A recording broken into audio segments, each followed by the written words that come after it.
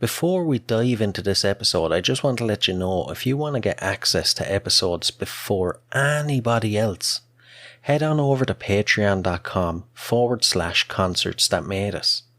And as a bonus, you'll get access to videos of some of the episodes and a host of other benefits. We've also teamed up with Band Builder Academy to offer you 10% off their membership. Details of both can be found in the show notes below.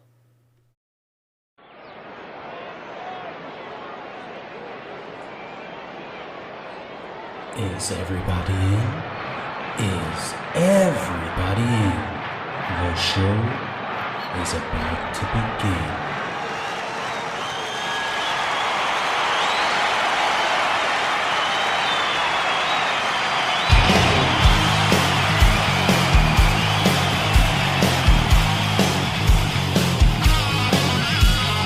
Welcome to the podcast, concerts that made us, interviews and stories, tales from the bus. We love taking you back to when it all went down, the greatest live shows and the cheering crowd sound. It's concerts, concerts that made us, concertsthatmadeus.com.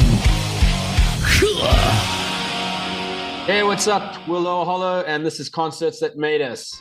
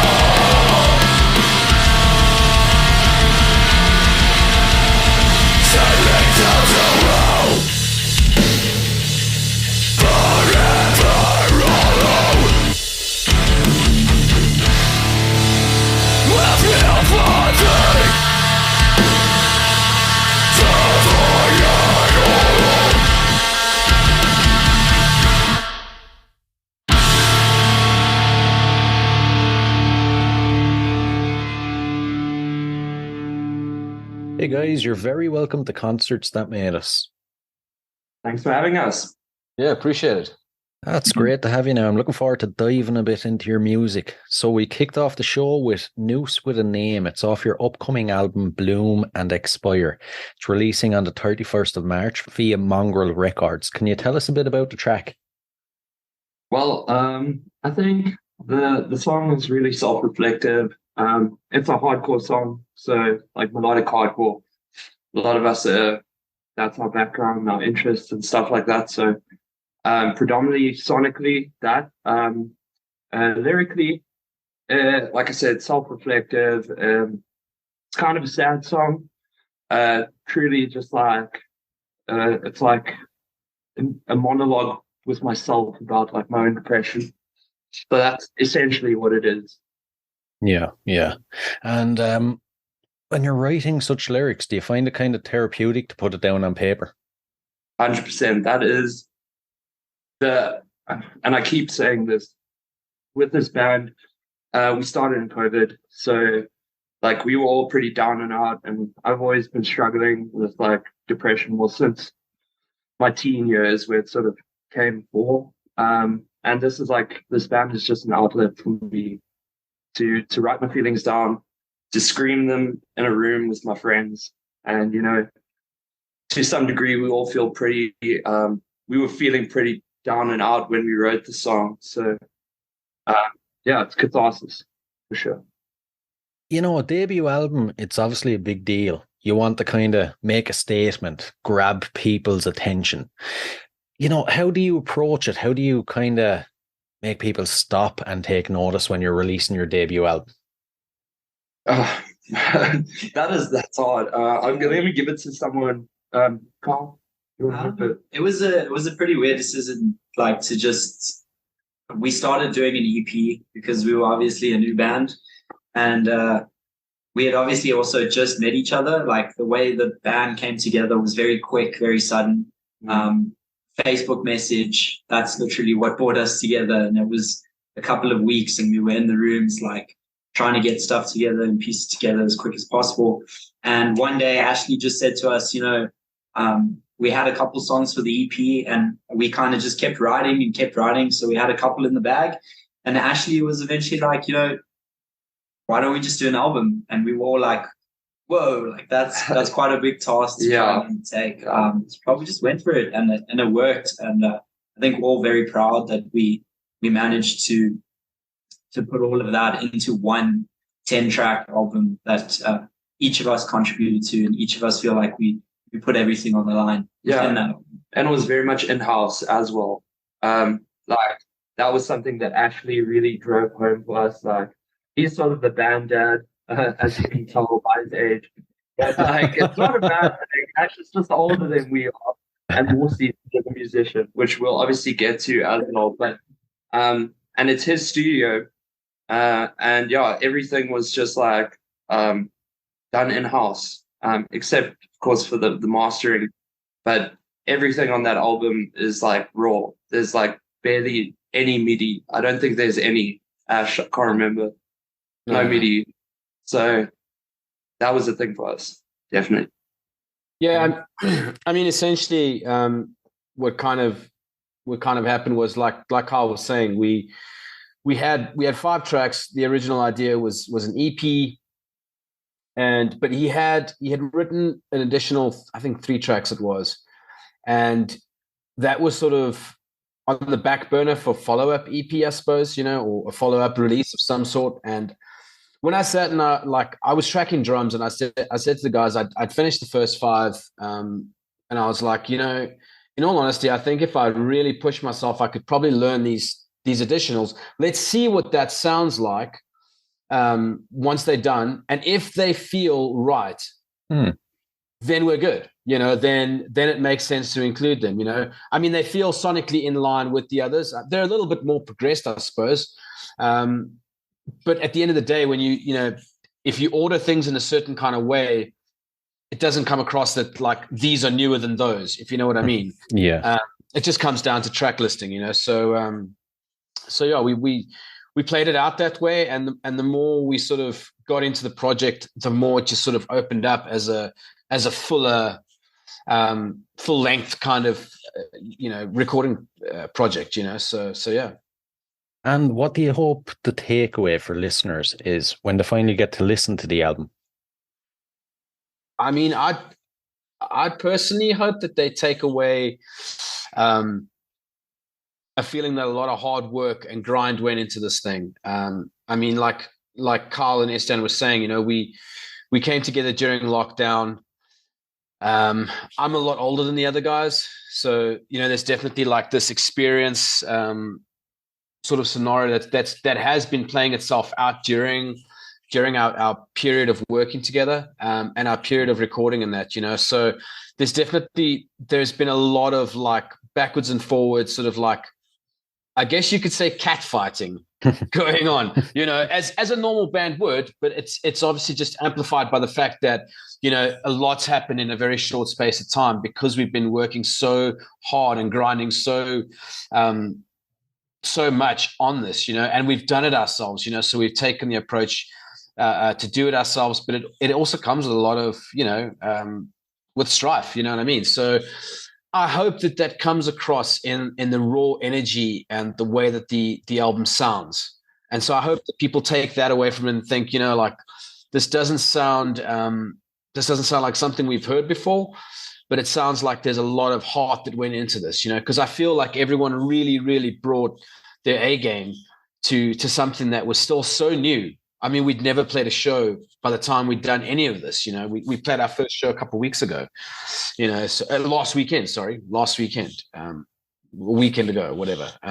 So, there was so much that was put into the process of writing and recording, so like, it's really like we're wearing our hearts on this release and we're handing it out there. And so we're hoping people really get that, I suppose. As you've mentioned, as a band, you cut your teeth behind closed doors for the last 2 years.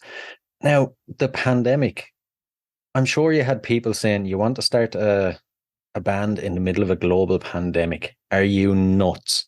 What was it like actually, putting a band together when you actually couldn't get out there and perform?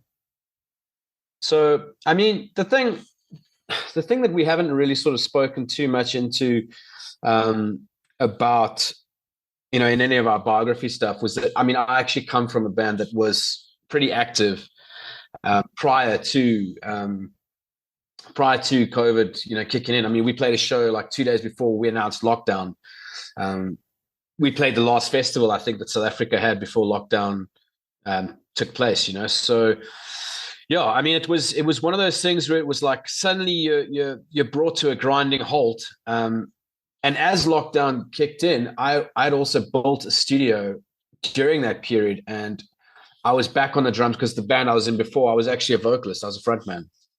Similar kind of style, hardcore, positive, melodic kind of hardcore thing. And but during lockdown, I was like, we've got to do something. So I built the studio and I got back behind the drums, and it was just an absolute need to still be creative. And not wanting to slow down and let this thing grab you by the nutsack and, drag you through the dirt, any more than it already did, basically, I mean, ultimately COVID ended my last band. It was definitely a huge part of what brought the end to Truth and Its Burden, which is the band I come from. And so when I put the call out on Facebook for like, hey, I'm looking for guys who are into XYZ, for guys who are equally desperate to kind of, really sink their teeth into something, to reach out. And I mean, it was literally like, Estian like immediately reached out and he was like, well, I've got this mate, Kyle, what do you think? And the bassist and I, Sean, we're both from Truth and Its Burden. And we were just like immediately, cool, let's hook up. We did a picnic. We did a picnic, which is pretty unhardcore, but I mean, it was a cool thing to do, and a nice sort of easy way to meet people in a more relaxed, open environment. And it was the only place you could actually meet at the time, because they had these restrictions, and it was an outdoor place. You couldn't go to restaurants. It felt more easier to get the idea across, I suppose. I do also think that there was a bit of a positive aspect to being locked away for such a long time. The creative juices kind of flowed out from being locked there and like in your room in the dark, staring at the ceiling, no other options but to write. It kind of felt good in a way. It felt a lot darker, the music that came out. So I definitely think it had a positive aspect to the sound we were going for.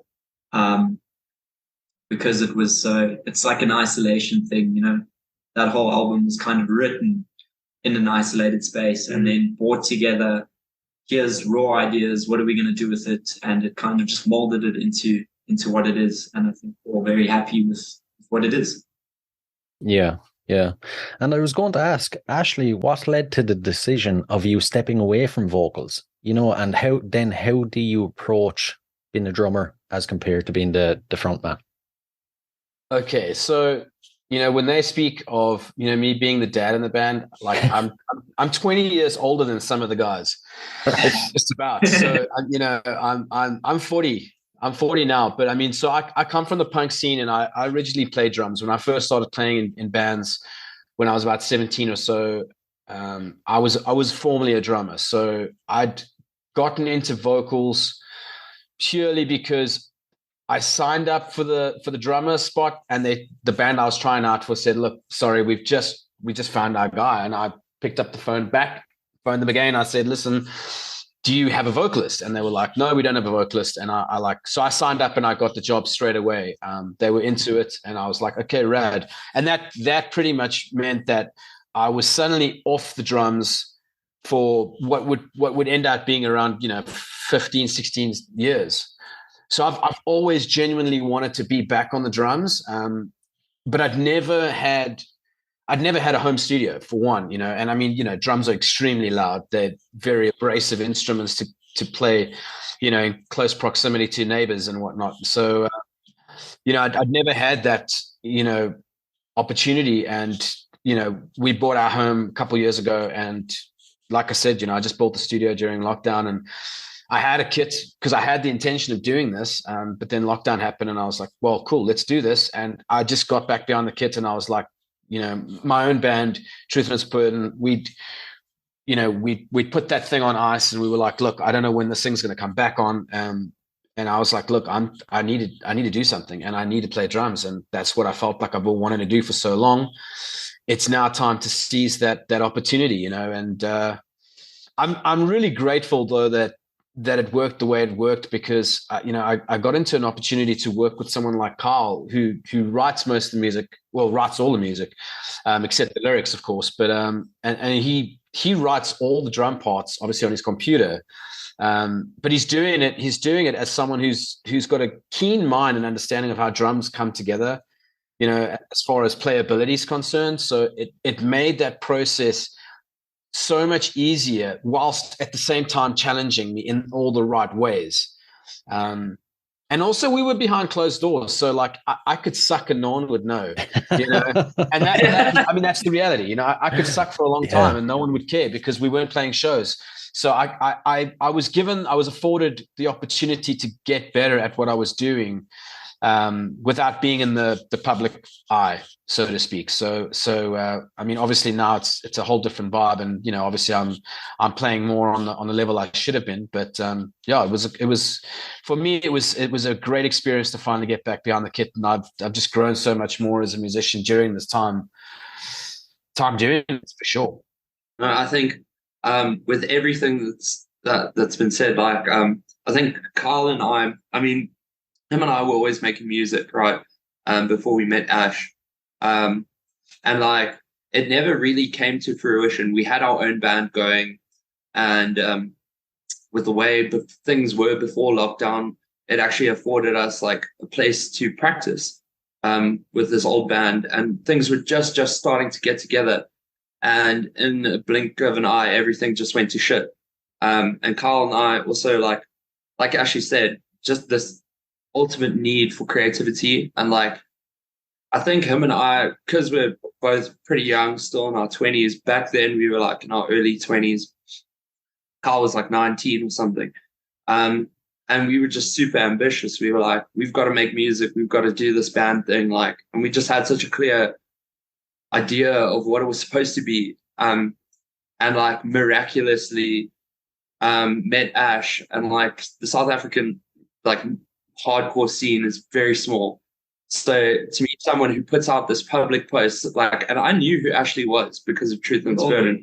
Yeah, like I grew up listening to Truth and Burden. So when he saw that, and I'd been doing covers, and Kyle and I had been doing our own, like, it's sort of just home studio styled stuff. And I immediately reached out to him, and man, the process has been wild. Like, we're just learning so much, every one of us. I think Kyle and Ashley, like we're learning a lot from Ashley, his experience and his background in the music scene. And Kyle and I are just like showing Ashley all this new tech, like, dude, like, you can actually like click and there's like a drum noise and it actually sounds pretty good. So there was that like ultimate exchange between like the old school way of doing things and the new school way of doing things. And I really think we reconciled that with this album. Yeah, that's a cool way to put it for sure. Yeah. Yeah, it sounds like the perfect mixture, actually. You know, all the new and yeah, it's definitely doesn't leave much reason for it not to work out anyway. And at this stage, so I like to dive into my guest's personal journey when it comes to music. So if you can you remember your very first musical memory? I know I can. I was 7 years old, and my mother was on the telephone, probably speaking to one of her siblings or whatever. And AC/DC's Thunderstruck came up on the TV, and I mean, like I said, I was 7 years old, and I don't know if you know, I'm sure you know the video, but like there's this cage kind of vibe that they've got going on, where people are like sort of above them on like these different levels, and they're like sort of like watching over this band doing Thunderstruck and whatnot. And I just remember with my little child mind looking at the scene, and I was just like, fuck me, this is the real thing, this is it, this is it, Yeah. And like just so captivated by what I'd seen I was of course doing the Angus Young, he does that little dance thing with the guitar thing, Yeah. the bouncing, the hopping on one foot thing. And I just immediately was like, wow, this is amazing. And then like got back to school and recognized that there were a couple of kids who were into, like Iron Maiden and Alice Cooper and, Guns N' Roses and Metallica and all these bands. And like, so started, getting into it, from a very, very young age. I mean, like very young age. So, and I had older brothers as well. So, music was always filtering through. But that first moment where I saw AC/DC on TV, and they're still such a big deal to me in my life. I mean, absolutely love them, and so, yeah, that's my story. I love that you said AC/DC and not something like the Bee Gees or something like that. I mean, hey, it could have been. It could have been. My dad was into the Bee Gees. Truth be told, I actually have a Bee Gees CD in my collection. Right, right. So yeah, I'm definitely into it. Guilty pleasure. Oh, and guys, what about you? What's your earliest musical memories? I think I remember my first experience with heavy music. I used to love wrestling. I used to be a big wrestling fan. do, bro. Yeah, I mean, I still watch it every now and then. So like just a nostalgia thing. But I used to record them. We had this like PVR thing where you could record shows, and every weekend I would I would like spend an hour going through the schedule and like, okay, it's on at this time, at this day, and this time, and I would record as many episodes as I could. And then I would like mission home from school, try and get home as quick as possible, just to sit down and watch wrestling. There was this wrestler called CM Punk. I'm sure we all know CM Punk. But he used to walk out to, I can't even remember the band, Kill Switch Engage. Metalcore, yeah. It was Kill Switch Engage. And it was just beautiful to hear. And I was like super scared at the same time. I used to keep it on the download because my parents would probably be like, oh, what's this screaming going on? And you shouldn't be listening to this. And so I think it was also that little feeling of having to keep it a secret and keep it a mystery that made it so appealing. But yeah, Kill Switch Engage. Oddly enough, I have a similar story, right? And like, this is my first memory with heavy music. I started actually with like bands like Green Day and Sum 41, just like watching MTV after school. And back then, pop punk was kind of big, like the early 2000s, and then Sum 41 gripped my attention. But Headbangers Ball on MTV, right? I'd get home and my mom would be home, but I would watch that. And I remember seeing bands like Chimera and that's like my first, and Demo Borgia, like all this black metal and these, because back then there was like music videos on television, right? And I would like close the door and make sure my parents didn't hear, because came out of like a very Christian household. So yeah, there's a lot of like, there's that fear aspect to it. Yeah, but that's probably Headbangers Ball. That's my first. It kind of shows you the age gap that Ashley like, first one was like the TV, and we were all seeing our music on like the TV and recording shows and stuff like that. Yeah. Pretty cool. Some cool ones there though. And you know, I'm always saying your teenage years is when it happens with music. It's when you find your genre, you find your community, everything. So what sort of music were you guys being exposed to by your peers? And how do you think it affected you becoming the musician you are today? I mean, for me, it was, I was into like all sorts of stuff, because like I said, I had older brothers. So like I was getting filtered through music from them. Gothic rock bands like Christian Death, Alien Sex Fiend, and, you know, like weird shit, you know, like stuff that a kid my age shouldn't have been into. You know, but yeah, I mean, it was stuff that was filtering through, Typo Negative, you know, all those kind of, you know, sort of more Gothic rock bands. And then like punk was also a big thing. I got into punk a lot because it's just something that like really resonated with me as a young drummer, but it also resonated with me just from like an attitude perspective, you know. I like my earliest punk band that I was really into was Rancid. I mean, I saw the video for Salvation by Rancid, and I just saw these like guys wearing like shitty clothes, and I came from a shitty part of the country where like there wasn't a lot of money, and there was, you know, you were just a scumbag, and you know, we were skateboarders, and like, you know, so the skate punk thing then became part of that thing. And so bands like NoFX, Pennywise, you know, they all sort of got thrown in the same mix. No Use for a Name, Strung Out, a whole string of punk bands. But at the same time this is happening, the new metal thing is exploding. And I mean, we used to watch, I'm sure it was a global thing, Super Rock. I think the chick's name was like a blonde chick who used to host the thing, Julia Valet or something like that. Yeah. Yes. Yes. Yeah. You remember that.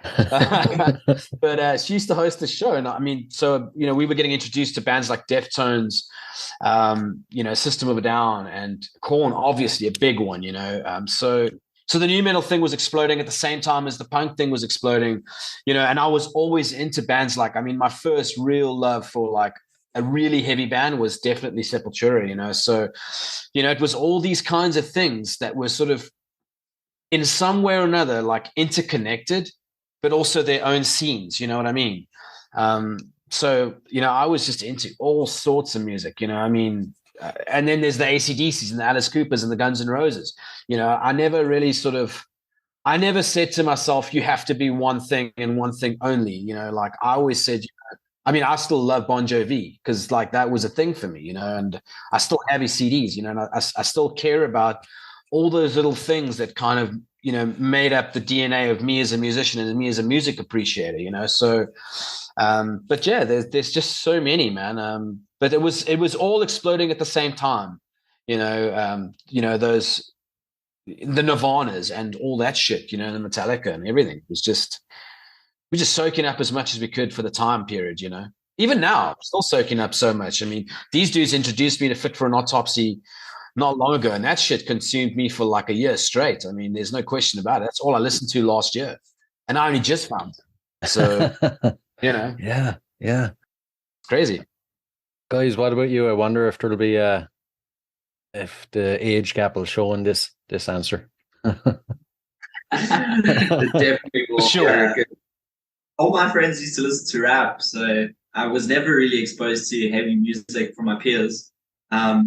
Estian, when I was grade 8, you guys probably use grades or standards. I'm sure it's grade 12. Yeah, so I was grade 8 and Estian grade 12. And we have these traditions in our schools where a grade 12 picks like a grade 8 student and kind of mentors them through that first year of high school, carrying their bags and doing all that stuff. And I was into in the late stages of primary school, I was listening to like Bullet for My Valentine and Slipknot and stuff like that. And when I got to grade 8, you can kind of tell when someone listens to that kind of music. And Estian had all these holes in his face, and he had like hair going over his eyes. Typical scene kid. And he kind of latched onto me as a little kid, and I kind of latched onto him as a mentor. And it nothing really ever happened in that stage. It was just more of me keeping my distance and seeing what they were doing. And I was exposed to it from the older kids more than I was my peers. My sister was same grade as him and all his friends. So there was that connection. My sister was kind of in that realm of things. And I was exposed to it from not the people who are my friends. So there's, I guess, the age gap is that I should have not been in the scene that I'm in. I mean, I was born in 99, so the 2000s for all my friends, when metalcore and stuff like that was popping off, we were kids. I only got into it after the whole scene exploded, and I'm very disappointed that happened. I would have loved to have been that little emo kid. The 08. Exactly. I mean, I was 9 years old. That was like the year of metalcore. Yeah, no chance. And then after that, I went to a local show, the first show I'd ever been to, first metal show I'd ever been to, and Esther was there. And he was like, yo, you're still doing it. You still listen to metal. You're still about it. And I was like, yeah, man. After not having seen him in probably 4 years. 4 or 5 years. And that night he was like, let's start a band. And we tried and failed many times. Many times. Went through like 3 internet projects. And eventually we found Ashley. And Ashley was like, there's no way this is failing. Stick it through. And we're sticking it through. Yeah, I also think like with my influence, it was definitely, like I said, pop punk that started for me. There was like this wave in the early 2000s with bands like Green Day, Sum 41, Blink-182 was everywhere. Like every movie had a pop punk song in it. It just felt like that. Every teenage movie. And like I think I heard Sum 41 at the end of an American Pie movie, and I was like, this is the shit. I dig this kind of music. And I remember grade 4, I was like, I was quite a disruptive kid at school, and I struggled with grades in my earlier years. And I remember my mom saying to me, if you get like a distinction on this math paper, I'll buy you a CD. And I was like, cool, a CD of my choice. And then ended up getting American Idiot from Green Day. And then it just went all downhill from there. And I remember a friend of mine at school, I think it was in 7th grade, then played me Bullet for My Valentine at the time. I think that had to be like 2009, 2008.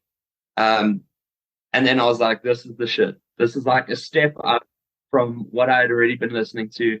And then it was just metalcore, and I went through like heavier stages of music as well. So I was definitely into like the dark side of it, but I also feel myself like slowly approaching 30. Like I found myself enjoying things like hardcore more.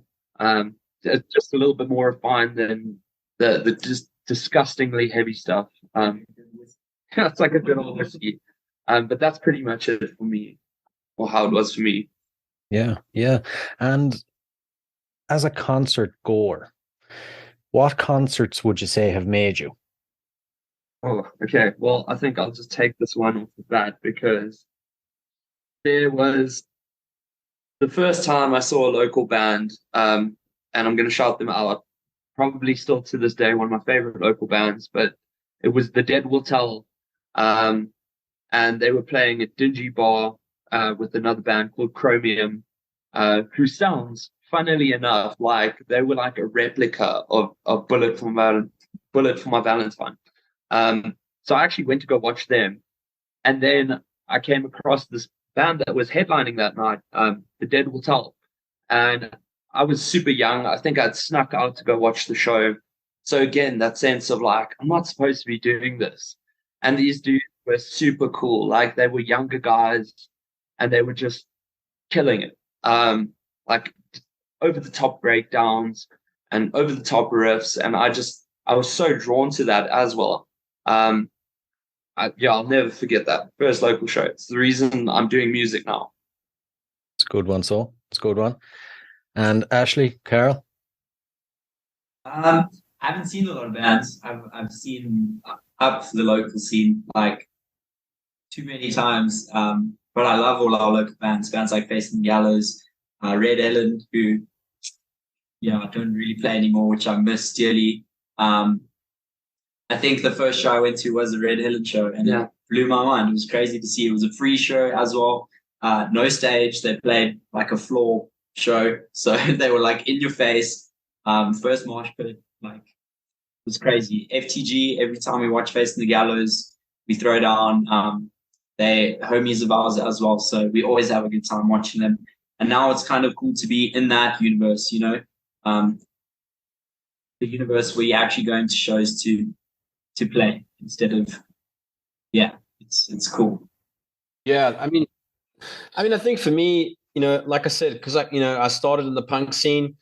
Those were my formative years. I used to play in this punk band called Ceasefire, and I was the drummer and the singer for the band. I mean, we were super shit, but we were cool in our own way, you know what I mean? Yeah. And we had this vibe, and but we played with a lot of bands like Fuzzy Gish and Leak of the Bouncing Uptones and Hum for the Teacup and all these, like, some of these bands are actually still going today. Fuzzy Gish, namely one of them. I've actually had them on the show. Oh, well, then Cool. Yeah. I mean, they are like, they've been flying the flag for years, and but they're there. I mean, we played our first show with them. That was my first show ever. Like, was playing in a show, that is. And I just remember feeling so genuinely alive at a punk show that, like, and I've never got that from a metal show or a rock show or anything else. Like it maybe a hardcore show because they're so similar in certain ways. But like there's something so unique to me about punk rock that I think a lot of other scenes could, I don't know, maybe take a leaf out of that book. It's just so unifying, and it's I don't know, it's so free to really kind of experience something for what it is and not feel any sort of judgment or condemnation. And I'm talking way back then already, I mean, maybe now everything sort of seems a little bit more sort of like open and more inclusive. But I mean, you couldn't go to a metal show back in those days and feel like you were part of it. I can tell you that right now.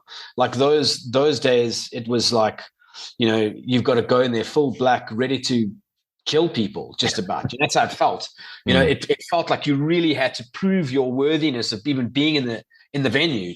Whereas punk shows just felt like, everyone's welcome. We just want to have fun. And it was just circle pits, man. Like, geez, man. Like Fuzzy Gish was just like a full hour of like just circle rotation. Like it was insane. Like their shows are still, in many cases, they're still just like those old days, which is incredible for them to still have that same appeal and that same crowd response, So yeah, I mean, for me, it's definitely the punk scene has always had a really special place in my heart because it's cemented my love for the live music scene overall, I'd say. Yeah, definitely. And you mentioned you played your first gig last weekend. Tell us all about it. Make us feel like we were actually at it. I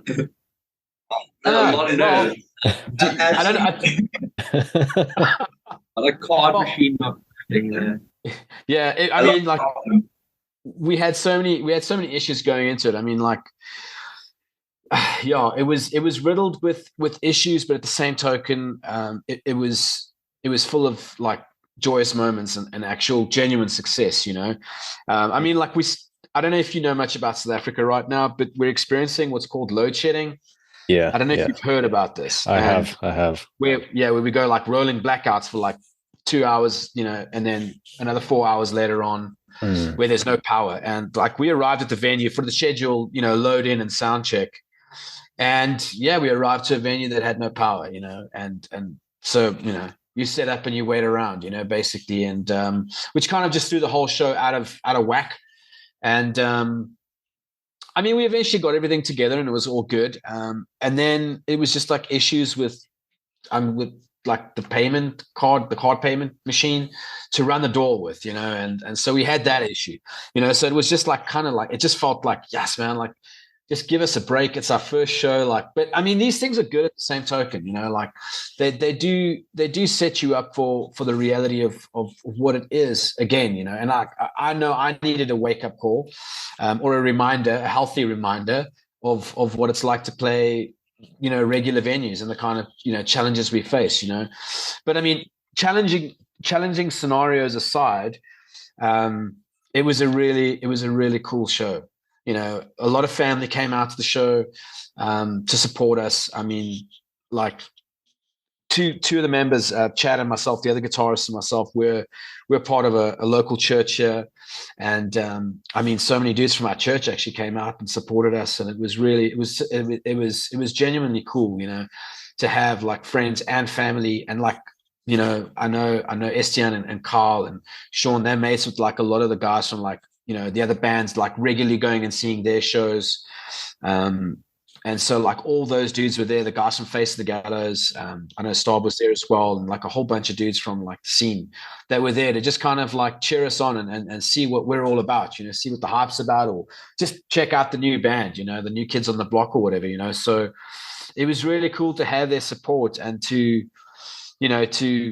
usher in a new era of this band, us as musicians working together, a new era of me playing drums, and this is it, whatever it is, it was really cool, and yeah, I'm just grateful we got the opportunity to share it with a lot of people that were friends and close to us that came out and saw that, Couldn't have said it better, Ashley.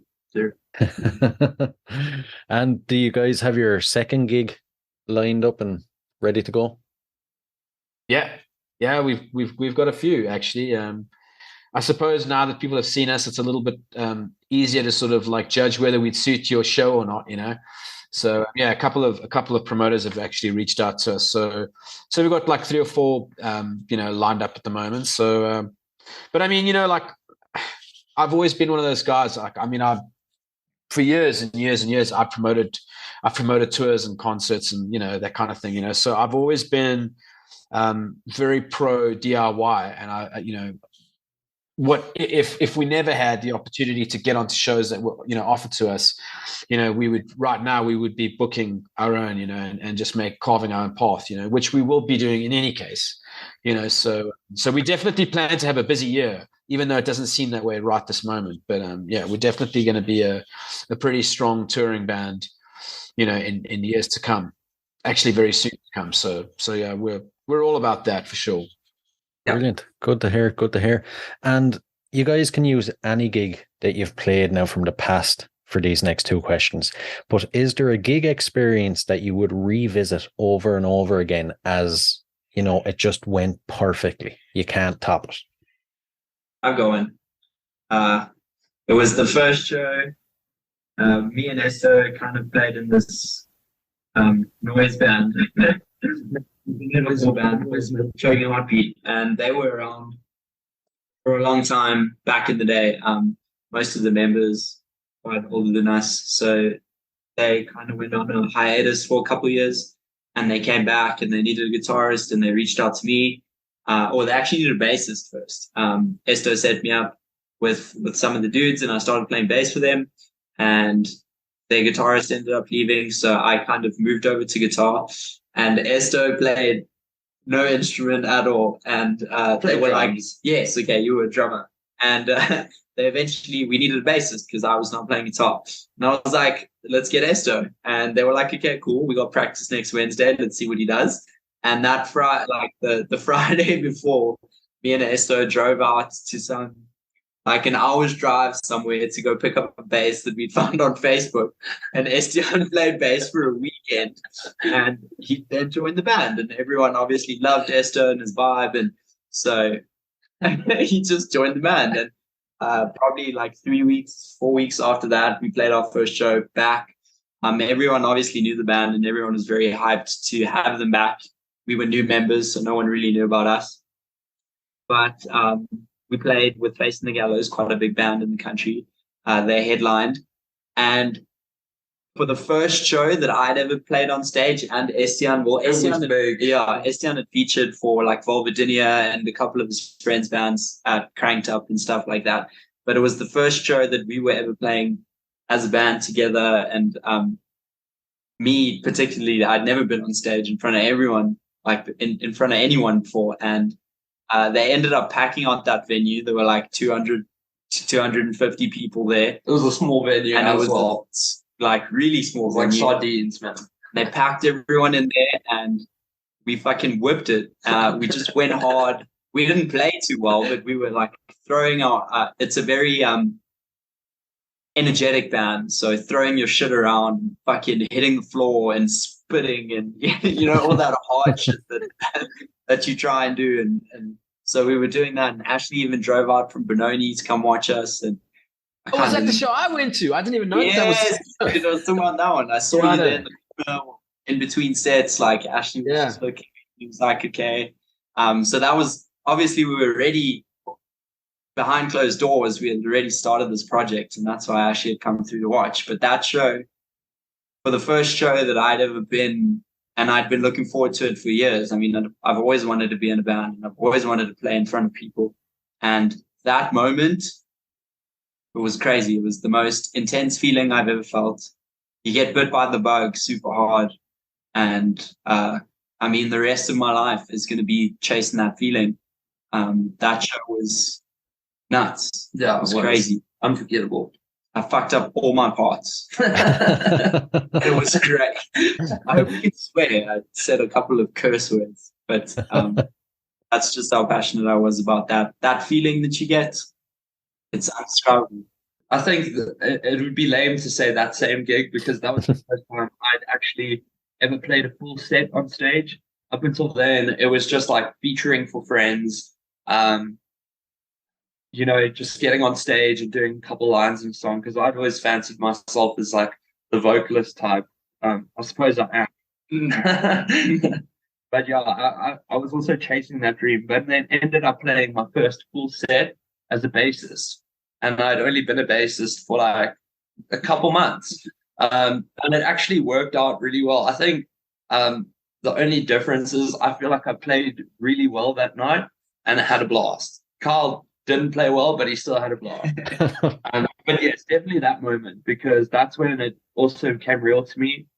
And unfortunately, since that band that we were playing for has again just dispersed. The guys were old, and it was just sort of like a comeback show. So now we were left with, just this project, and it's like constantly chasing that feeling, I think, because of that moment, for sure. Yeah, so my old band, Truth and Spin, we got to tour Europe, twice. On the second time we were out there, we got one of the tour dates was playing at Brutal Assault Festival in Czech Republic, and it was the year Machine Head were headlining. And to date, I would definitely put that down as by far the most perfect moment that I've ever experienced on stage. It was such a weird situation, because like we were a very positive band. We were definitely by far the lightest band on that festival. I mean, it's a very dark, like black metal mostly, or like just very extreme metal, like in general, you know what I mean? Those kinds of bands tend to play that festival, and that's the staple idea there. And we played this 10th stage. But what was amazing about it was that we had the same time slot as Dimmu Borgir on they were playing main stage, and we were doing this 10 thing. And like automatically you're in a place like this. I mean, I might joke about it to say it felt like it was like Hell's Crypt, but it like at times it felt like we were definitely in Satan's lair, it was just super hectic, like if you could just imagine like just everyone like wearing face paint, and it's like broad fucking daylight, man. You know what I mean? Yeah. Like, and it's just like all this black around you, like, total metal to the max, and to play that show, and then like people were like screaming for encores, and like, they just wanted more and more and more. Like, and it was just, I mean, I remember like finishing off that set, and like I was just like, we were shaking hands with people, and like, really sort of like you felt like this incredibly huge band. I mean, the tent was packed, everybody was cheering. It was quite an incredible moment, and like I remember like just crying on stage, and I was just like, I couldn't believe that in a place as dark as this, that a band with the kind of positive way that I've always written positive lyrics as the front man, and I've always spoken up about it, and it's always been that. And to feel like there was a real moment where you connected with an audience in a place like that was quite something. It was quite, it felt like a real leveling moment, I felt super humbled by everything that I'd experienced, I mean, over and above that, it was incredibly cool. Like, just the whole vibe at that festival was electrifying. I mean, I'd never experienced something on that level, that's for sure. It was very cool. Yeah. And I have to ask, how does European gigs and crowds compare to South Africa? Well, I mean, for the most part, the kind of shows that we would have played with Truth Must Burden, it's kind of similar, I would say. I mean, unless you're playing a festival, then of course it's definitely not the same. Because those attendances for those festivals are huge in comparison, and the lineups are of course, the crowd pulling kind of lineups. But the normal club shows, I mean, like we would play a show with we played with Unearth. We played with a whole string of like well-known bands, Wilhelm Scream, Unearth. I'm trying to think who else we played with.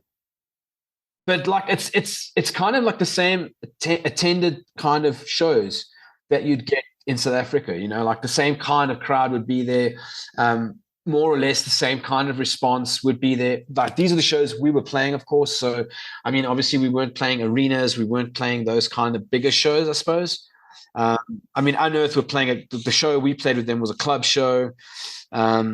Every show we played was, unless it was a festival, was a club show. So, we weren't getting like bigger opportunities, but I mean, they were all kind of the same vibe, I love the European scene for so many reasons, because there's just a real sense of community and how shows come together.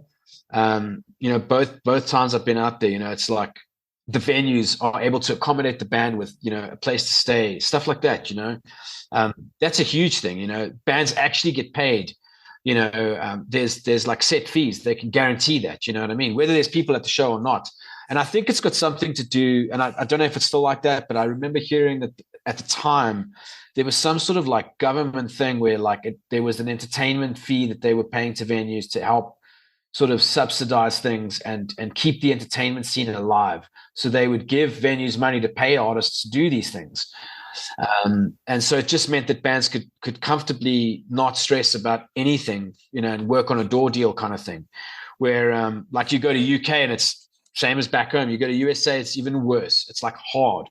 Those countries, like I felt like UK was incredibly difficult to tour. I felt like USA was so tough, man. So tough. You would drive through cities and just nothing. You wouldn't be able to get a show.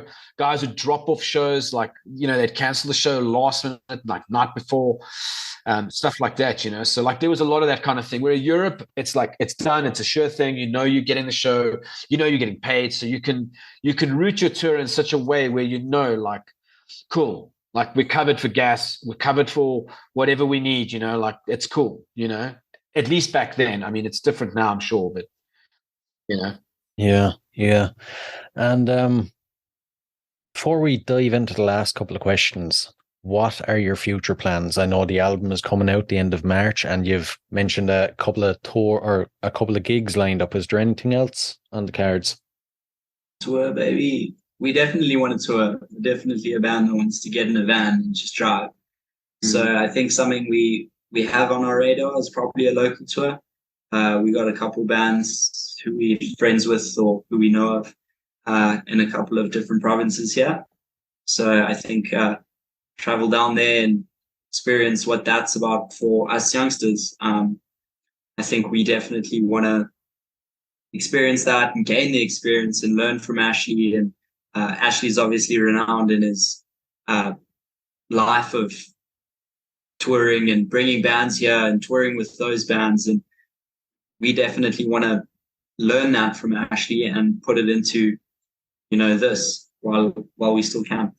So tour, I think that's Sure. And also, hopefully, new music. We've got some stuff in the pocket that we are sneakily working on.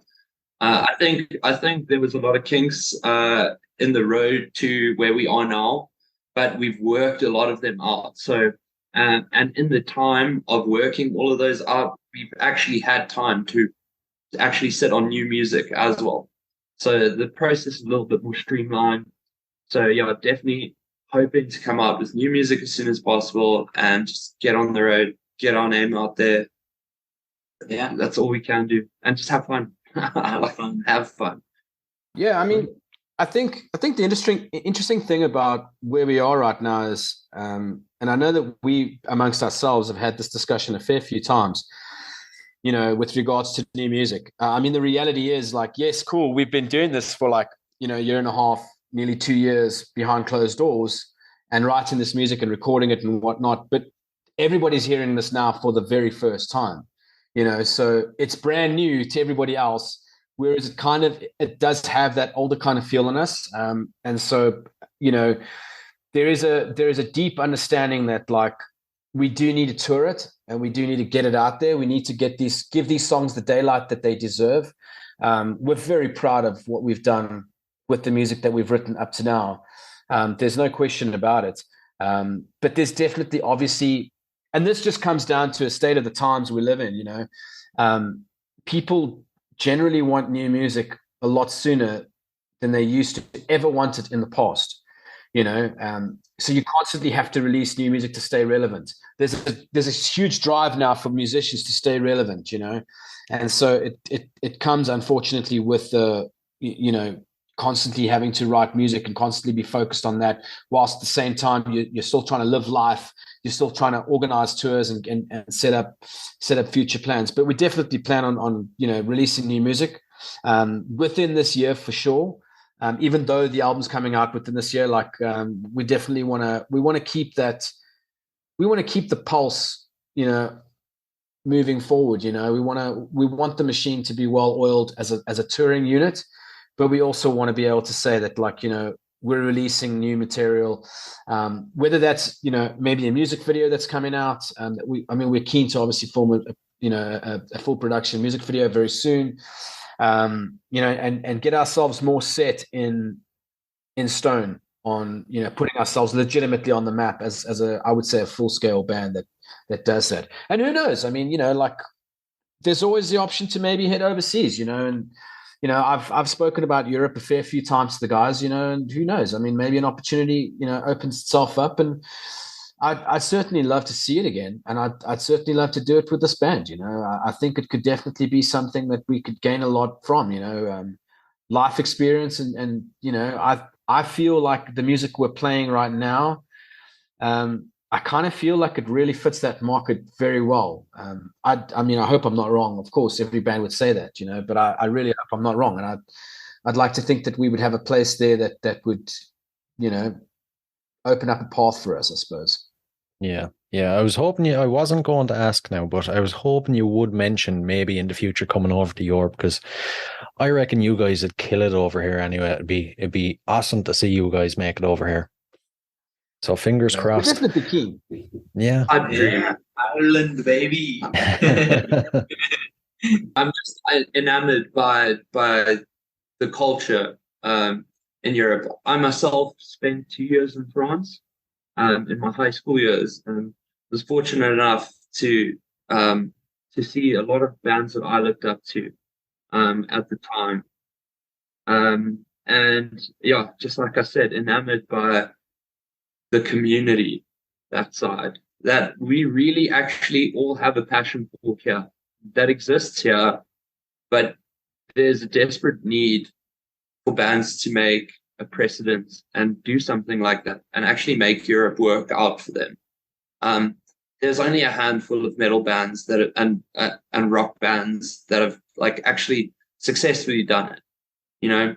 Truth and Its Burden being one of them. I mean, they afforded themselves the opportunity to go twice, so I don't see why it would be out of the cards for us. It's a pipe dream for sure. It's like that's a fairy tale to me, but it's very possible. Very possible. Yeah. Well, if you make it over here, I'll be the first one in the front row. So, we'll dive into the last couple of questions. So, if you could see any performer from history for one night only in concert, who would it be? Misery Signals. Right. I like the quick response there. Yeah, Definitely. I want to say one of these huge big bands from overseas that I looked up to, but there's something I've always regretted growing up. There's this band that I love from South Africa called Freedom for Your Life, and I never got to see them, and I still to this day, I met their guitarist the other day at a show where Choking Heartbeat played, and their guitarist watched us play, and the whole night I was thinking about, like, I wish the roles were reversed. I wish I didn't play that night, and I wish I got to watch Freedom for Your Life. They were one of the coolest bands that I'd ever heard, and I was too young and too frail to ever go and watch them. And everyone who I now hang out with tells stories of how good that band was.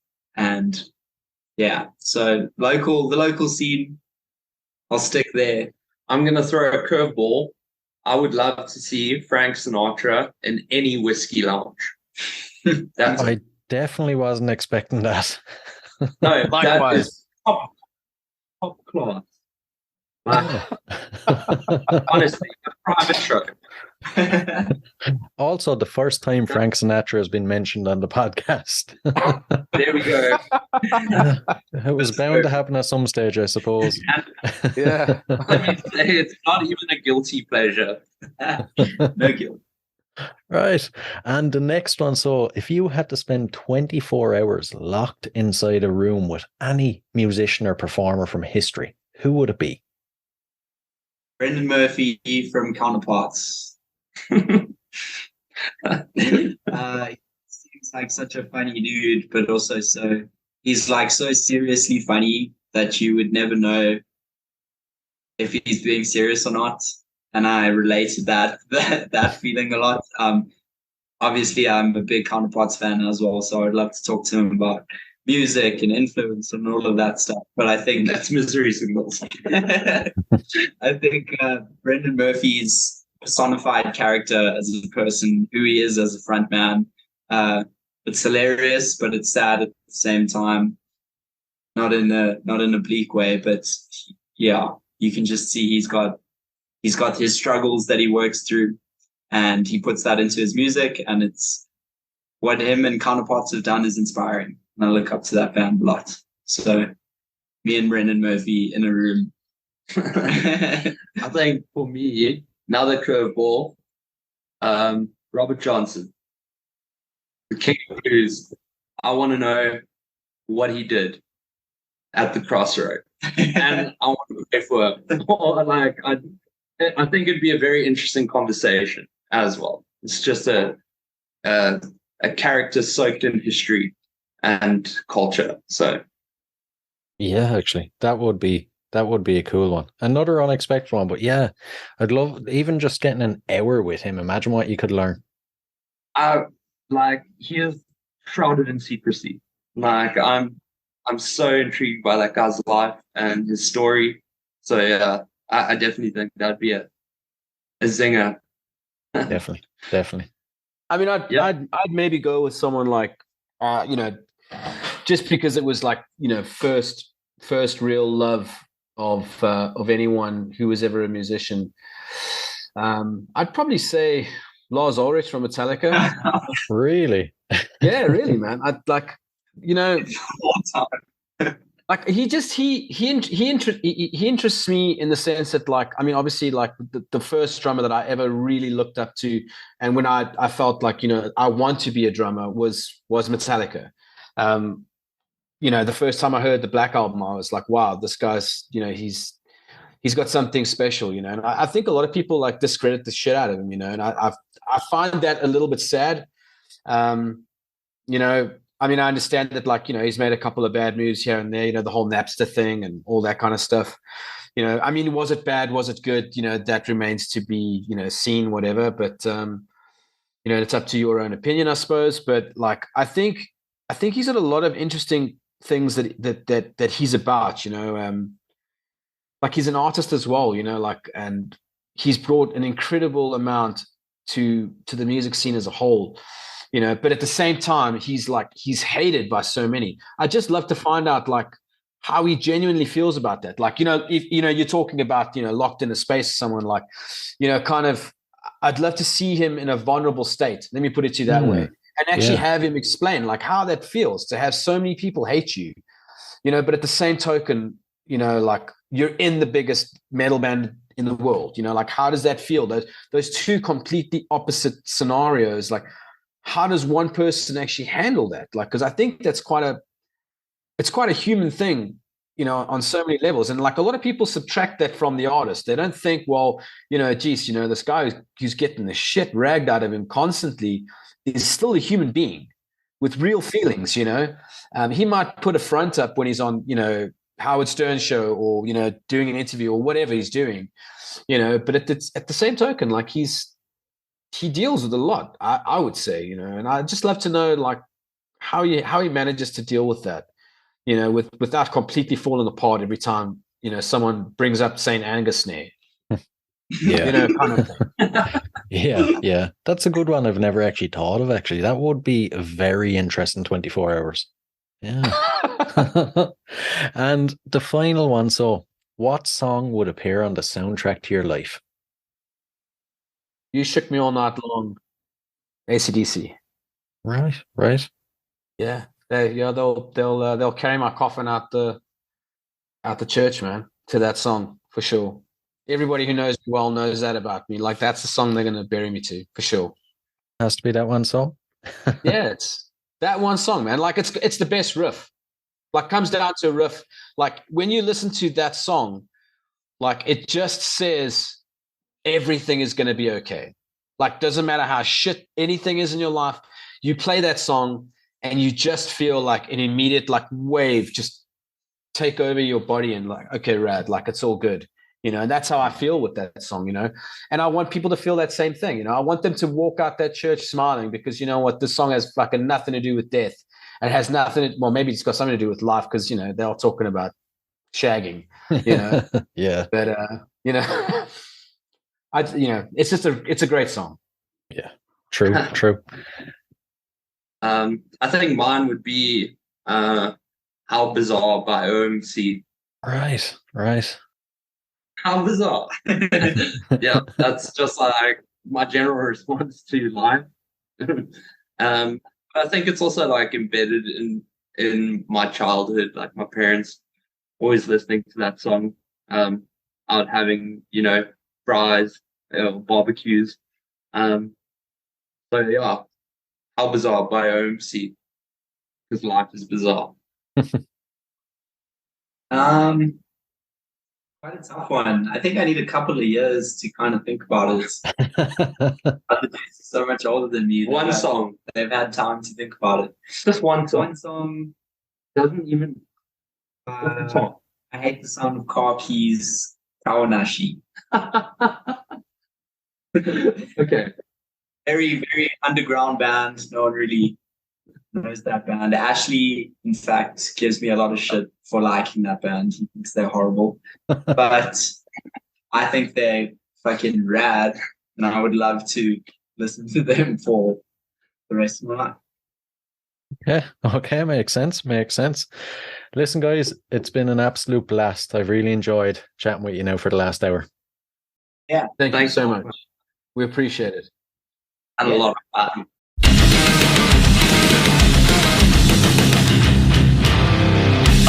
These words will find their way to make the wrong beneath your skin. You're made for one. Give time to reap, will to the end. But so it is good to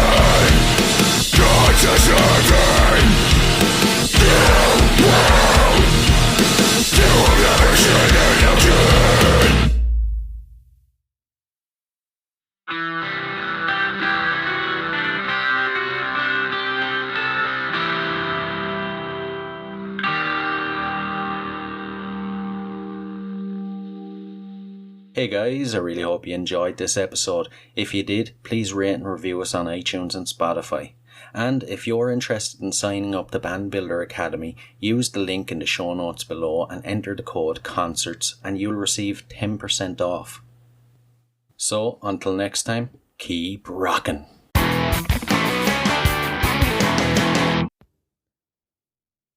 Hey, what are you guys still doing here? The show's over. It's over. You can go home. Go on. We'll see you next time. We'll be here. Bye.